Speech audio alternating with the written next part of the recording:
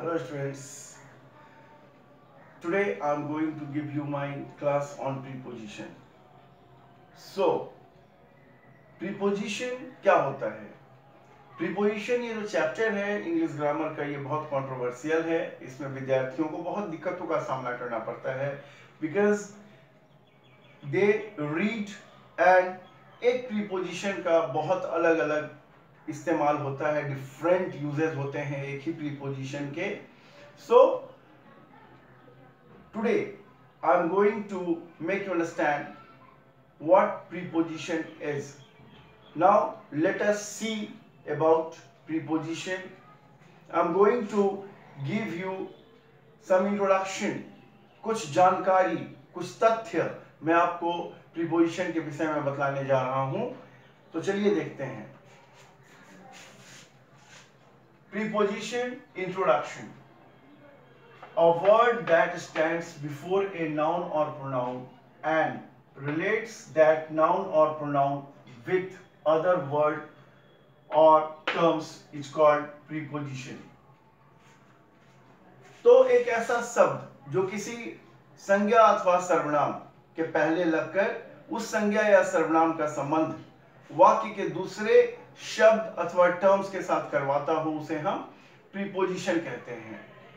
जैसे there is a book on the table, तो there is a book on the table. तो यहां पर हम देख सकते हैं कि सबसे अंत में द टेबल है, उसके पहले ऑन है. तो द टेबल क्या है? नाउन है, और नाउन से पहले लगा ऑन.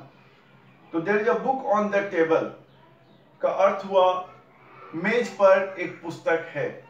तो इस वाक्य में ये जो ऑन है, ये ऑन मेज का संबंध जो है पुस्तक के साथ बतला रहा है. This preposition on relates the table with that of book.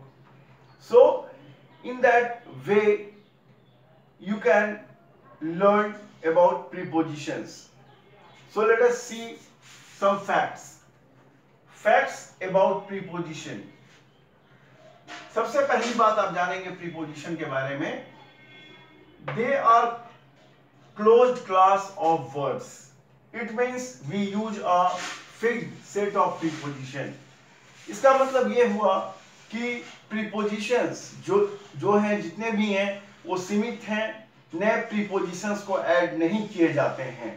We have to read same set of prepositions, हमें पढ़ना होता है. Now next fact. Prepositions do not have any other forms. They always remain in one form.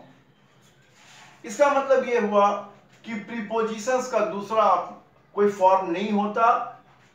जैसे preposition को हम लोग singular plural नहीं कर सकते, जैसे वर्ब का सिंगुलर प्लूरल, नाउन का सिंगुलर प्लूरल, या नाउन्स के केस होते हैं.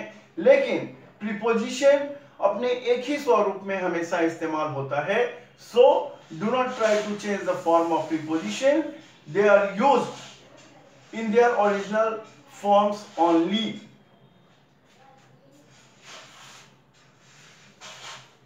Third, C1. Most of the prepositions have more than one or many uses. तो मैं आपको बता दूं, ज्यादातर प्रीपोजिशंस के एक या एक से अधिक इस्तेमाल होते हैं. जैसे मैं आपको एग्जांपल के जरिए समझाता हूं. मैंने कहा I go to school by car, मैं कार से विद्यालय जाता हूं. तो यहां मीन्स का प्रयोग हुआ, ट्रांसपोर्टेशन के संबंध में मैंने बाय का प्रयोग किया. और सेकेंड एग्जांपल में, Raj sits by me in the classroom, Raj मेरे बगल में क्लासरूम में बैठता है, या राज क्लासरूम में मेरे बगल में बैठता है. यहां पोजीशन की बात हो गई. तो हमने बाय का इस्तेमाल किया, एक में बाय कार और दूसरे में बाय मी. बाय मी का मतलब हुआ मेरे बगल में, और बाय कार का मतलब हुआ कार से. तो यहां मैंने देखा कि बाय का दो अलग अलग इस्तेमाल है, ये दोनों अलग अलग सेंस को बतलाते हैं. Fourth, Sometimes a preposition works as noun, adjective और adverb. कभी कभी एक preposition का इस्तेमाल या प्रयोग हम लोग noun की तरह, adjective की तरह और adverb की तरह भी करते हैं. ये आप मेरे आगे की वीडियोस में जानोगे. लास्ट, पांचवा fact, prepositions can be of 2, 3 or even more words. They are called phrasal preposition. Prepositions एक शब्द या एक से ज्यादा शब्दों के हो सकते हैं. जब preposition 2, 3 या उससे अधिक शब्दों से मिलकर preposition बना हो तो उसे हम prepositional phrase कहते हैं. जैसे look into, तो look के साथ मैंने into लगाया तो यह prepositional phrase है. look into का मतलब होता है तहकीकात करना, छानबीन करना. इस तरह से बहुत सारे prepositional phrases की जानकारी मैं आपको अपने वीडियोस में देता रहूंगा. Now let's see some more examples of preposition. preposition के कुछ और examples को हम लोग देखते हैं और जानने की कोशिश करते हैं. पहला, I go to school daily. यहाँ पर to preposition है जो स्कूल से पहले लगा है और स्कूल का संबंध I के साथ बता रहा है. Second, there is water on the road. सड़क पर पानी है. यहाँ पर the road से पहले on है जो कि preposition है और ये road का संबंध water के साथ, पानी के साथ बता रहा है. Ramesh fights with me. Ramesh मेरे साथ लड़ता है या मेरे से लड़ता है. तो मी यहाँ प्रोनाउन है, उसके पहले विथ लगा है जो कि प्रीपोजिशन है और मी का संबंध यहाँ रमेश के साथ एक पता चलता है. आइए अब देखते हैं क्लासिफिकेशन ऑफ प्रीपोजिशन. प्रीपोजिशन का वर्गीकरण. We can read prepositions on the basis of classification. So let us see. First, preposition of time.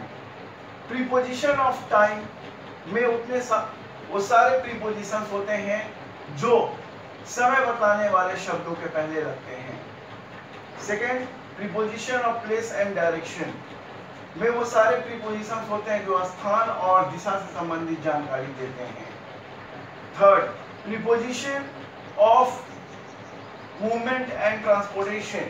Preposition of movement and transportation में वो सारे prepositions आते हैं जिनका प्रयोग हम लोग वैसे nouns या pronouns के पहले करते हैं जिसमें transportation की बात होती है या movement की बात होती है, कहीं जाने आने की बात होती है.